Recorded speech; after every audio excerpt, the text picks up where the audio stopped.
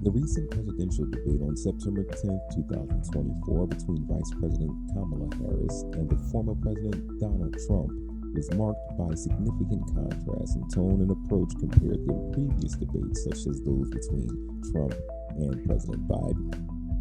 This debate was widely viewed as a victory for Harris.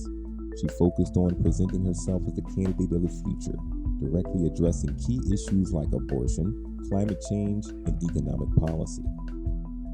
Her strategy aimed to highlight her experience while offering a sharp contrast to Trump, who spent much of the evening rehashing past controversies, including the 2020 election. Trump's performance was more reminiscent of his earlier debate styles, assertive, sometimes combative, and focused on energizing his base.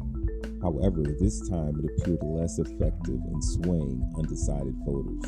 The debate saw several moments where Trump struggled to deflect criticisms about his past actions, particularly regarding the January 6th Capitol attack and criminal charges, giving Harris the stronger upper hand, as also said in Politico. Compared to the last Trump-Biden debate, which were often chaotic and marked by interruptions, this debate felt more structured. The moderators maintained a tighter grip on the conversation, though Trump allies still criticized the perceived imbalance in the treatment of their candidates because of fact-checking. Harris's ability to keep the conversation forward-looking and her prosecutorial demeanor were seen as an effective method in outmaneuvering Trump on multiple issues, such as immigration and healthcare, said in Politico.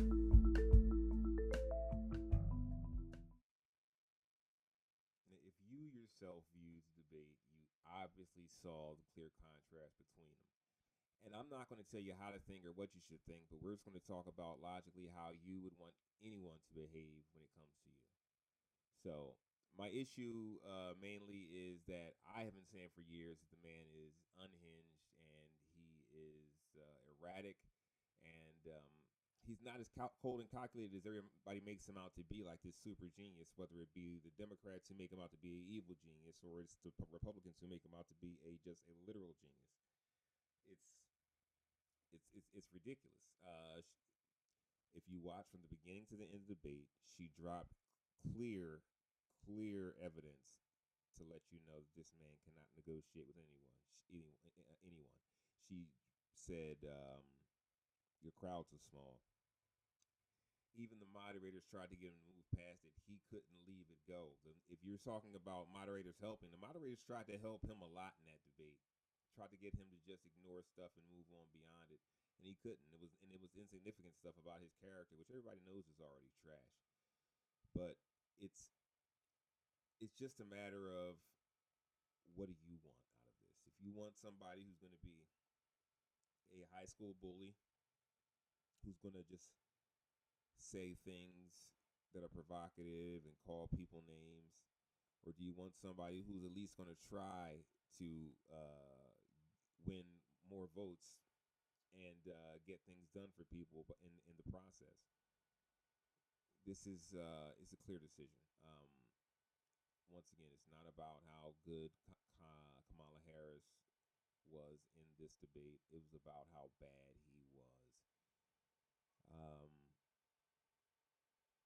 Which is kind of, reverse circle logic back to what Republicans have been saying. And this is the funny thing about Republicans and their arguments against the left.